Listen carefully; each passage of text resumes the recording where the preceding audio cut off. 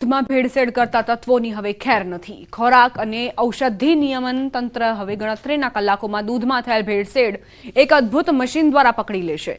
જી હા, દૂધમાં ભેળસેળની ફરિયાદ મળતા ખોરાક અને ઔષધ નિયમન તંત્ર દ્વારા તપાસનો ધમધમાટ શરૂ કરાયો છે, જેમાં મધ્યપ્રદેશ, મહારાષ્ટ્ર અને રાજસ્થાન સહિત ગુજરાતના કુલ 182થી વધુ દૂધના ટેન્કરોની આકસ્મિક તપાસ કરવામાં આવી, જેમાં આશરે 22 લાખ લીટર દૂધની ગુણવત્તાની ચકાસણી કરાઈ। દૂધના 40થી વધુ નમૂના સ્થળ પર ચકાસવામાં આવ્યા।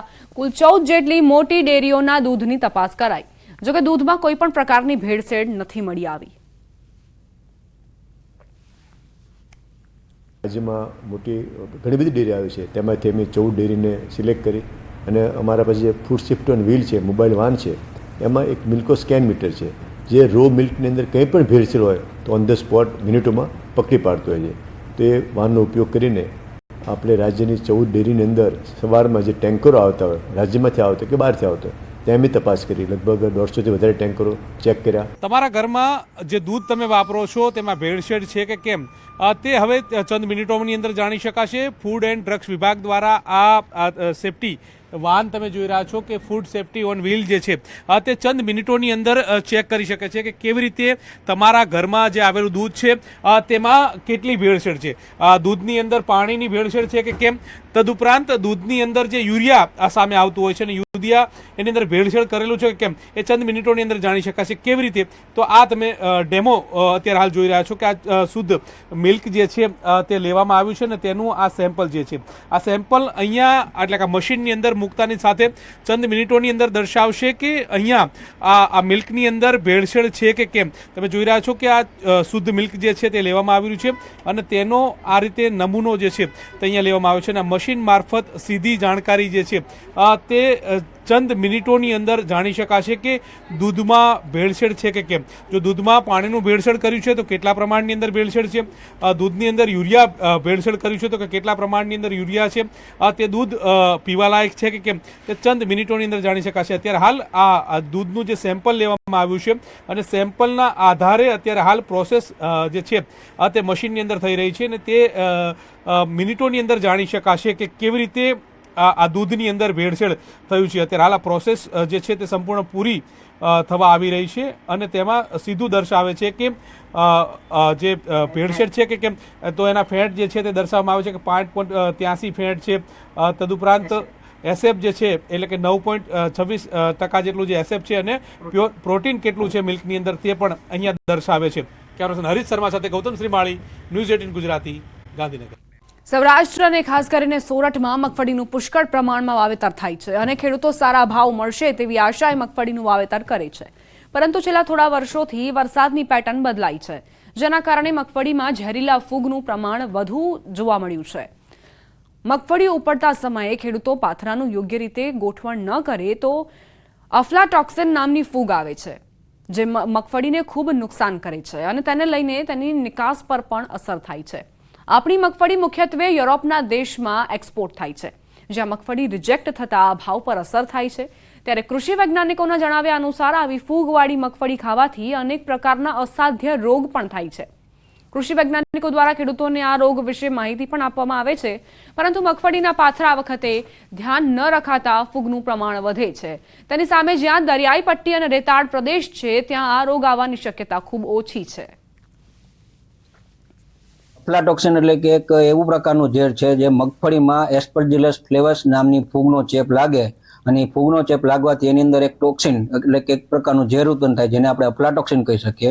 અને આવી અફ્લાટોક્સિન વાળી જે કોઈ પણ ખેત પેદાશ છે, દાખલા તરીકે મગફળી છે, એ આપણે ખાઈએ તો આ જે ટોક્સિન છે, જે ઝેર છે, એ ધીરે ધીરે આપણા યકૃતમાં, આપણા પેટમાં જમા થતું જાય અને આગળ જતા આપણને કેન્સર જેવા રોગો તરફ દોરી જઈ શકે। અને આપણે જે ICR ક્રીડા છે, ઇક્રિસેટ છે, ત્યાંની બધાની એવી ભલામણ છે કે આપણે મગફળી ઉપાડી લીધા પછી એના જો પાથરા બનાવવાના થાય તો પાથરા હંમેશા ઊંધા રાખવાના, એટલે કે દોડવા છે એ ઉપરની સાઈડ આવે અને જે પાંદડા છે એ નીચેની સાઈડ રહે, એવી રીતે આપણે મગફળીને આપણે ખેતરમાં સૂકવવામાં મૂકવાની। હેવી વીજ લાઇન પ્રોજેક્ટના વળતરને લઈ ખેડૂતોમાં નારાજગી વ્યાપી છે। મોરબીના હળવદ તાલુકાના ખેડૂતોએ મામલતદાર કચેરીમાં વધુ વળતર માટે માંગ કરી છે। પ્રોજેક્ટ અંતર્ગત સંપાદિત જમીનોના વળતરમાં વીજ કંપની તરફથી ₹979 પ્રતિ ચોરસ મીટર વળતર આપવા તૈયારી બતાવી છે, પરંતુ 2021માં અહીંથી પસાર થતી અન્ય વીજ લાઇન માટે 1003 રૂપિયાનો વળતર ચૂકવાયો હતો. સમયગાળો વધ્યા છતાં આ વળતરના ભાવમાં વધારવાના બદલે ઘટાડો કરાતા ખેડૂતોમાં રોષ વ્યાપ્યો છે. પૂરતું વળતર નહીં મળે તો કામગીરી નહીં કરવા દેવાય તેવી ખેડૂતોની ચીમકી. અમારું કહેવાનું એવું થાય છે કે 2021માં જે લાકડીયા બરોડા લાઈન ગઈ તેમાં 1003 રૂપિયા ભાવ હતો પોલનો. તો બે વર્ષ આજ 2024-25 ચાલે છે, તો 3 વર્ષ વધારે થવા છતાં ભાવ માઇનસ કેમ થાય છે? કંપની એને છે જગ્યાએ થાંભલોમાં જેટલા જગ્યા રોકાય છે થાંભલાની જગ્યા રોકાવાની, જેટલી વાયરની જગ્યા રોકાય છે એટલી વાયરની જગ્યા રોકાવાની છે. એ માલ એ મટીરિયલ વાપરવાનું છે, તો ખેડૂતના ભાવમાં માઇનસ કેમ, પ્લસ કેમ નહીં? અધિકારીઓ અમને સૂચન કર્યું કે તમે 650ના જીઆર કોરિડોરનો સ્વીકારી લો, પણ ખેડૂતોએ એ કોરિડોર સ્વીકાર્યો, એ વળતર સ્વીકારવા મંજૂર નથી. કારણ કે આજથી 4 વર્ષ 5 વર્ષ પહેલા જે 1003ના ચૂક્યો હોય કોરિડોરના ભાવ, તો અત્યારે કેમ નહીં? એટલે ખેડૂત મિત્રો આવનારા સમયમાં પાવર ગ્રીડ સામે મંડાણ માનશે. જૂનાગઢમાં ભાજપ દ્વારા સેન્સ પ્રક્રિયા હાથ ધરાઈ. શહેર ભાજપ પ્રમુખની વરણી માટે સેન્સ પ્રક્રિયા. ગિરનાર કમલમમાં ઉમેદવારો ઉમટ્યા. વર્તમાન પ્રમુખ પુનિત શર્માએ પણ દાવેદારી કરી છે. વનરાજસિંહ ગોહિલ શહેર ભાજપ પ્રમુખના ચૂંટણી અધિકારી તરીકે ઉમેદવારોને સાંભળશે. નિર્ભય પુરોહિત, શૈલેષ દવે, લલિત સુવાગિયા, જે.કે. ચાવડાએ શહેર ભાજપ પ્રમુખ માટે દાવેદારી નોંધાવી.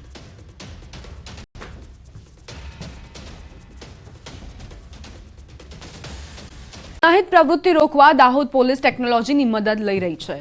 લૂંટના કિસ્સાઓ માટે કુખ્યાત ખગેલાથી ભથવાડા ટોલ નાકા સુધીના 75 કિલોમીટરના નેશનલ હાઈવેનો માર્ગ હવે સૌથી વધુ સુરક્ષિત હાઈવે બન્યો. હાઈ રિઝોલ્યુશન ડ્રોન કેમેરાથી ઇન્દોર અમદાવાદ નેશનલ હાઈવે પર થાય છે નાઇટ પેટ્રોલિંગ. 75 કિલોમીટરના વિસ્તારમાં 10 કિલોમીટરે પોલીસ સહાયતા કેન્દ્ર પણ શરૂ કરાયા. ડ્રોન મારફતે પેટ્રોલિંગ બાદ હાઈવે પર લૂંટના કિસ્સા ઘટ્યા. ગાંજો ડોડા સહિત નશાકારક પદાર્થો ઘટ્યા. 14 નાસ્તા ફરતા આરોપી ઝડપાયા અને માનવ મૃત્યુદરમાં પણ નોંધપાત્ર ઘટાડો થયો. હાઈવે રોબરીનો એટેમ્પ્ટ થયો, જેમાં ડ્રોનથી પોલીસે પીછો કર્યો અને શકમંદોને લઈ આવવામાં આવ્યા. ત્યારબાદ એક પણ હાઈવે રોબરીનો કિસ્સો દાહોદ જિલ્લામાં બન્યો નથી. આમ ડ્રોનની મદદથી આશરે 1,60,00,000 રૂપિયા જેવું ડ્રગ્સ પકડાયું છે. જામનગર ગેંગરેપના આરોપી હુસૈન શેખના ગેરકાયદે મકાનો પર બુલડોઝર ફરી વળ્યું. ગેરકાયદેસર બાંધકામ સામે મહાનગરપાલિકા દ્વારા કરવામાં આવી મોટી કાર્યવાહી. આ પહેલા પણ ગેંગરેપના આરોપી હુસૈન શેખના ગેરકાયદેસર ફાર્મ હાઉસ પર ફરી વળ્યું હતું બુલડોઝર. અને આ ઉપર લગભગ 6 થી 7 ગુના છે, જેમાં આર્મ્સ એક્ટ અને એનડીપીએસ ના ગુના પણ છે આના ઉપર. અને આના જે અત્યારે બાંધકામ છે રંગમતી નદીના પટમાં છે, અને એ ગેરકાયદેસર બાંધકામની કારણે ઘણા વખત જામનગરમાં જ્યારે વરસાદ થાય છે તો બાઢની પણ પરિસ્થિતિ સર્જાય છે. એટલા માટે આ જેએમસી દ્વારા બાંધકામ હટાવવાની કાર્યવાહી ચાલુ છે. જીઆઈડીસીની એક કંપનીના કામદારની ચાકુના ઘા ઝીંકીને હત્યા કરી દેવાઈ હોવાની ઘટના બની. માઇક્રો ઓર્ગો કેમ નામની કંપનીની બહાર જ કંપનીના એક કામદારની હત્યાની ઘટના બનતા દોડધામ મચી ગઈ. આ કંપનીના વાયરમેન તરીકે ફરજ બજાવતા સમાધાન પાટીલ નામનો કામદાર ડ્યુટી પતાવી ઘરે જવા નીકળ્યો હતો. તે દરમિયાન બહાર ઉભેલા શખ્સે ચાકુના ઘા ઝીંકી તેની હત્યા નિપજાવી. બંને વચ્ચે મજૂરી બાબતે તેમજ કેટલાક પૈસાને લઈને બોલાચાલી થઈ અને તે હત્યા સુધી પરિણમી. પોલીસે આરોપીને ઝડપી પાડ્યો છે અને તેની સામે કાર્યવાહી કરવામાં આવી છે. જિલ્લાના પોલીસ અધિક્ષક શ્રી કરણરાજ વાઘેલા સાહેબની સૂચનાથી અમે તથા જીઆઈડીસીનો સ્ટાફ તાત્કાલિક સ્થળ ઉપર પહોંચી ગયેલો અને આ કામે ભોગ બનનારને હોસ્પિટલ મોકલી આપેલો, પરંતુ ડૉક્ટરે એને મરણ જાહેર કરેલો હતો. જેથી ભોગ બનનારના જે સંબંધી છે એમની ફરિયાદ લઈ અને તપાસ શરૂ કરેલી. આ કામે પ્રાથમિક તપાસમાં આરોપીની જે વિગતો મળેલી હતી અને આરોપી ભાગી ગયેલો હતો, તો પોલીસ સ્ટાફના માણસોથી તાત્કાલિક આરોપીને કોમ્બિંગ કરી અને પકડી પાડવામાં આવેલો હતો. બનાસકાંઠા જિલ્લાના ધનપુરા ગામે એક વ્યક્તિએ વીમો પકવવા અનોખું તરકટ રચ્યું. ભગવાન રાજપૂત નામના શખ્સે પોતાના કરોડોના વીમાની પોલિસી પાસ કરાવવાના લહાયમાં પોતાની જ હોટેલના એક શ્રમિકની હત્યા કરી તેના મૃતદેહને કારમાં સળગાવી દીધો. મળતી માહિતી અનુસાર 27 ડિસેમ્બરે સળગેલી હાલતમાં એક કાર મળી આવી હતી, જેમાં સળગેલી હાલતમાં એક વ્યક્તિનો મૃતદેહ પણ હતો.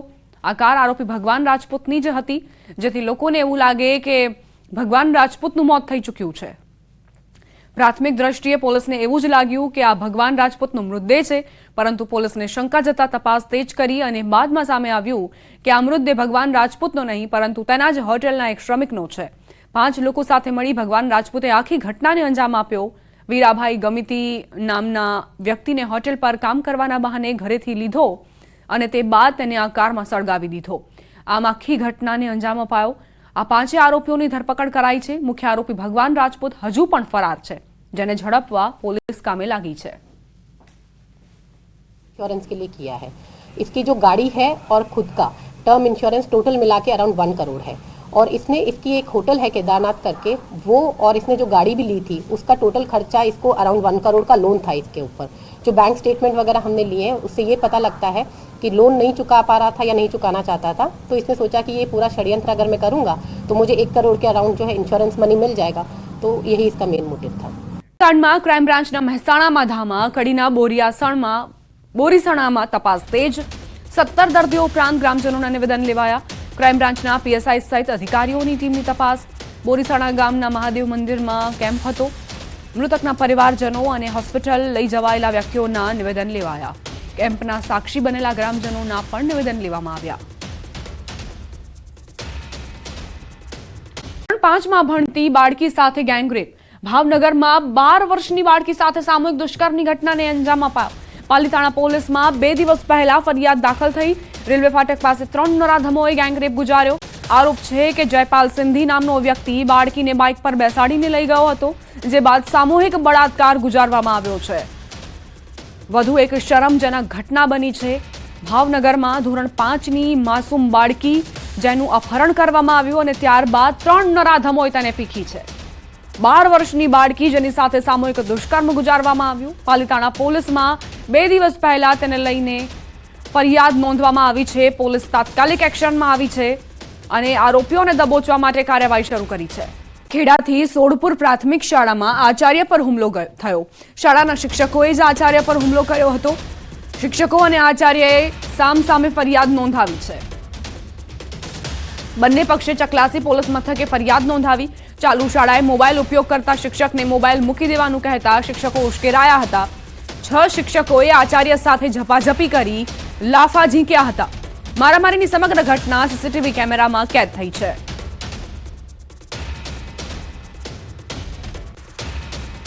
સવારે મોબાઈલ મૂકવાની બાબતમાંથી આ થયું. એમાં શાળાના બાકીના જે શિક્ષકો છે એ યુનિટી બનાવી અને મને મારામારી કરવા માટે આવ્યા અને મને માર્યો.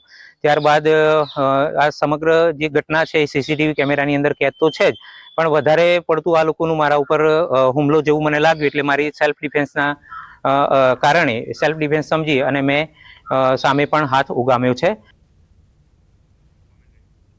તો 6 શિક્ષકોએ સાથે મળીને આચાર્ય પર હુમલો કર્યો. શિક્ષકો અને આચાર્ય સામસામે આવી ગયા. ફરિયાદ સામસામે નોંધવામાં આવી છે. આચાર્યએ ફોન અંગે ટકોર કરતા જ શિક્ષકો વિફરી ગયા અને લાફાવાડી પર ઉતરી આવ્યા. સવાલ અહીં એ થઈ રહ્યો છે કે જો આચાર્ય તમને ફોનનો ઉપયોગ અટકાવવા માટે ટકોર કરતા હોય તો તમારે તેની અમલવારી કરવી જોઈએ, ન કે આ રીતે લાફાવાડી કરવી જોઈએ. જ્યાં તમે શિક્ષણ આપવા માટે આવી રહ્યા છો ત્યાં તમે તમારું કામ કરો ને. મોબાઈલનો ઉપયોગ કેમ કરી રહ્યા છો? સોડપુરની આ પ્રાથમિક શાળા જે અખાડો બની ગઈ. શિક્ષકો અને આચાર્ય સામસામે આવી ગયા અને કઈ રીતે લાફાવાડી થઈ તેનો વિડીયો પણ સામે આવ્યો છે. ખેડાથી સોડપુર પ્રાથમિક શાળામાં આચાર્ય પર હુમલો થયો. શાળાના શિક્ષકોએ જ આચાર્ય પર હુમલો કર્યો હતો. શિક્ષકો અને આચાર્યએ સામસામે ફરિયાદ નોંધાવી છે. બંને પક્ષે ચકલાસી પોલીસ મથકે ફરિયાદ નોંધાવી. ચાલુ શાળાએ મોબાઈલ ઉપયોગ કરતા શિક્ષકને મોબાઈલ મૂકી દેવાનું કહેતા શિક્ષકો ઉશ્કેરાયા હતા. 6 શિક્ષકોએ આચાર્ય સાથે ઝપાઝપી કરી લાફા ઝીંક્યા હતા. મારામારીની સમગ્ર ઘટના સીસીટીવી કેમેરામાં કેદ થઈ છે.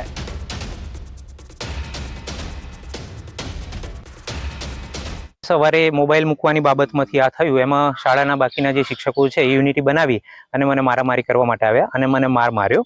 ત્યારબાદ આ સમગ્ર જે ઘટના છે એ સીસીટીવી કેમેરાની અંદર કેદ તો છે જ, પણ વધારે પડતું આ લોકોનું મારા ઉપર હુમલો જેવું મને લાગ્યું એટલે મારી સેલ્ફ ડિફેન્સના કારણે સેલ્ફ ડિફેન્સ સમજી અને મેં સામે પણ હાથ ઉગામ્યો છે. તો 6 શિક્ષકોએ સાથે મળીને આચાર્ય પર હુમલો કર્યો. શિક્ષકો અને આચાર્ય સામસામે આવી ગયા. ફરિયાદ સામસામે નોંધવામાં આવી છે. આચાર્યએ ફોન અંગે ટકોર કરતા જ શિક્ષકો વિફરી ગયા અને લાફાવાડી પર ઉતરી આવ્યા. સવાલ અહીં એ થઈ રહ્યો છે કે જો આચાર્ય તમને ફોનનો ઉપયોગ અટકાવવા માટે ટકોર કરતા હોય તો તમારે તેની અમલવારી કરવી જોઈએ, ન કે આ રીતે લાફાવાડી કરવી જોઈએ. જ્યાં તમે શિક્ષણ આપવા માટે આવી રહ્યા છો ત્યાં તમે તમારું કામ કરો ને. મોબાઈલનો ઉપયોગ કેમ કરી રહ્યા છો? સોડપુરની આ પ્રાથમિક શાળા જે અખાડો બની ગઈ, શિક્ષકો અને આચાર્ય સામે આવી ગયા અને કઈ રીતે લાફાવાડી થઈ તેનો વિડીયો પણ સામે આવ્યો છે. વિભાજન થયું છે અને ચોથા દિવસે પણ વિરોધ યથાવત છે. હવે દિયોદરને નવા જિલ્લાનું વડું મથક બનાવવા માંગ ઉઠી છે. મુખ્ય મથકની માંગ સાથે આજે દિયોદર બંધનું એલાન. દિયોદરને ઓગઢ જિલ્લો આપવાની માંગ. સૂચિત ઓગઢ જિલ્લા સંકલન સમિતિની સભા મળશે. રાજકીય નેતા સહિત સાધુ સંતો પણ જોડાશે. મહાસભામાં મોટી સંખ્યામાં લોકો દિયોદર ખાતે પહોંચશે. નવા વર્ષના પહેલા દિવસે જ રાજ્ય સરકારે બનાસકાંઠાના વિભાજન સાથે નવા વાવ થરાદ જિલ્લાની જાહેરાત કરી હતી. જેના ઠીક એક દિવસ બાદ 2 જાન્યુઆરીથી અલગ અલગ માંગો સાથે અલગ અલગ શહેરોમાં બંધ પાડીને વિરોધ થઈ રહ્યો છે.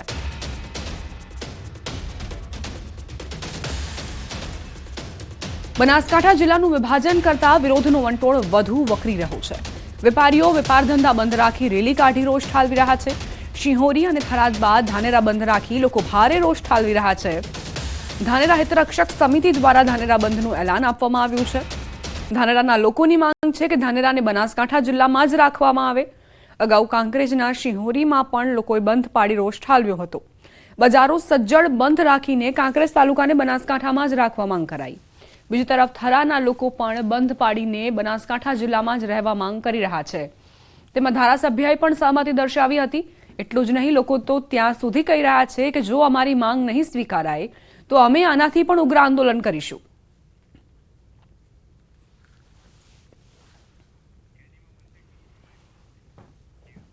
સંવાદદાતા કિશોર જોડાઈ ગયા છે વધુ જાણકારી સાથે. કિશોર, 1 જાન્યુઆરીએ રાજ્ય સરકારે જ્યારે એલાન કર્યું કે બનાસકાંઠાના 2 ભાગ થશે ત્યારથી અત્યાર સુધી કયા કયા અપડેટ થયા છે અને હવે કેવા પ્રકારની માંગ થઈ રહી છે?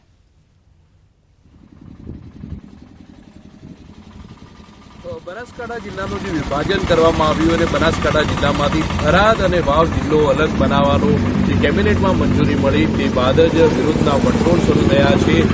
ખાસ કરીને ધાનેરા તાલુકાના લોકોની માંગ છે કે તેમને થરાદ વાવમાં નહીં પરંતુ બનાસકાંઠામાં રાખવામાં આવે. જ્યારે કાંકરેજ તાલુકાના શિહોરી અને થરાના લોકોની માંગ છે કે તેમને થરાદ વાવ જિલ્લામાં નહીં પરંતુ તેમને બનાસકાંઠામાં રાખવામાં આવે અથવા તો તેમને પાટણ જિલ્લામાં મૂકવામાં આવે. જ્યારે દિયોદરના લોકોની માંગ છે કે દિયોદરને વડુ મથકમાં રાખવામાં આવે અને દિયોદરને ઓગઢ જિલ્લો છે તે જાહેર કરવામાં આવે. આમ 3 તાલુકાઓના લોકો દ્વારા વિરોધના વંટોળ ઉઠ્યા છે. 3 તાલુકાના ધારાસભ્યો પણ લોકોની સાથે છે અને આજે દિયોદર ખાતે જે ઓગઢ સમિતિ બનાવવામાં આવી છે તેમના દ્વારા એક મહાસભા યોજાવાની છે. આ મહાસભાની અંદર ભાજપ કોંગ્રેસના આગેવાનો સહિત સાધુ સંતો પણ હાજર રહે છે અને એકના ટકોરે આ મહાસભાની શરૂઆત થશે અને તેમાં આગળ રણનીતિ શું રાખવી તેને લઈને નિર્ણય પણ લેવામાં આવશે. દીપા. કિશોર, જે દિયોદરના લોકો છે તેમની શું માંગ છે અને જે સમિતિ અત્યારે કામ કરી રહી છે દિયોદરની માંગને લઈને, ઓગઢ જિલ્લાને લઈને, તેને લઈને શું જાણકારી? ચોક્કસથી દીપા, જ્યારે આ 2 વિભાજન કરવાની વાત હતી આમાં 3 મહિના પહેલા પણ આ સમિતિ દ્વારા દિયોદર ખાતે એક બેઠક રાખવામાં આવી હતી. તેમાં ભાજપ કોંગ્રેસના આગેવાનો સહિત દિયોદર તાલુકાના મોટી સંખ્યામાં લોકો પણ હાજર રહ્યા હતા અને તે વખતે ઓગઢ જિલ્લો બનાવવાની માંગ પણ ઉઠી હતી અને તે બાદ ઓગઢ જિલ્લો નહીં પરંતુ થરાદ અને વાવ જિલ્લો બનાવવામાં આવતા ક્યાંક ને ક્યાંક દિયોદરના લોકોમાં રોષનો માહોલ છે. દિયોદરના લોકોની માંગ છે કે જે થરાદ, વાવ, સુઈગામ, કાંકરેજ તે ઉપરાંત લાખણી દિયોદરથી નજીક પડે છે તે માટે દિયોદરને સેન્ટર બનાવવામાં આવે પરંતુ દિયોદરને સેન્ટર ના બનાવવામાં આવતા અત્યારે વિરોધના વંટોળ ઉઠ્યા છે અને આજે જે મહાસભા મળવાની છે આ મહાસભા બાદ આગળ કયા પ્રકારનો વિરોધ કરવો તેને લઈને નિર્ણય કરવામાં આવશે. દિયોદરના લોકો એવું કહે છે કે અમારે થરાદ વાવમાં પણ નથી જવું, અમારે બનાસકાંઠામાં પણ નથી જવું, અમને અલગ જિલ્લો જુએ છે અને વડુ મથક અમારે દિયોદર જુએ છે તેવી માંગ સાથે આ બેઠક મળી રહી છે. મહત્વની વાત એ છે કે દિયોદર હજુ સુધી ગ્રામ પંચાયત છે, દિયોદરે નગરપાલિકા પણ નથી મળી. ત્યારે ક્યાંક ને ક્યાંક થરાદ અને વાવના લોકોનું કહેવું છે કે જે થરાદ અને વાવને જિલ્લો જાહેર કરવામાં આવ્યો છે, થરાદને વડુ મથક જ રાખવામાં આવે, દિયોદરને જિલ્લો જાહેર ન કરવામાં આવે તેવું થરાદ અને વાવના લોકોનું કહેવું છે. હવે જોવાનું એ રહેશે કે આ વિરોધનો વંટોળ ક્યાં સુધી યથાવત રહે છે. દીપા. આભાર કિશોર જાણકારી આપવા માટે.